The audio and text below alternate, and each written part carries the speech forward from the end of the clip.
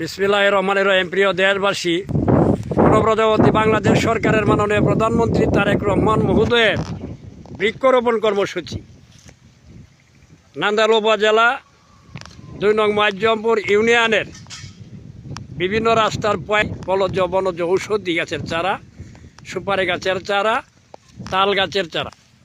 আপনারা দেখতে পাচ্ছেন আমার সম্মুখে ইউনিয়ন পরিষদের কর্মরত হিসাব রক্ষক সাহেব আছেন। হিসাব রক্ষক সাহেব, আসসালামু আলাইকুম।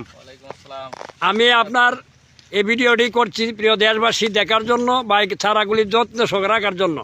আমরা ইউনিয়নের পক্ষ থেকে আপনি কিছু কথা বলার জন্য সবিনয় আপনাকে অনুরোধ জানাচ্ছি। আসসালামু আলাইকুম। প্রিয় দেশবাসী, প্রধানমন্ত্রী জননেতা জনাব তারেক রহমান মহোদয়ের নির্দেশনায় বৃক্ষরোপণ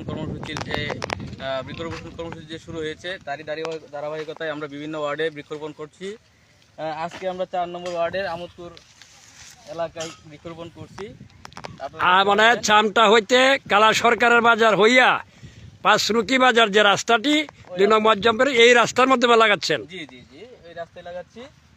আমাদের দাবি থাকবে এলাকাবাসীর প্রতি, আপনারা গাছগুলো যত্ন নেবেন। গাছগুলো যত্ন নিলে গাছগুলা আমাদেরকে অক্সিজেন দিবে, আমরা বাঁচবো, পরিবেশ বাঁচবে। ধন্যবাদ আপনাকে।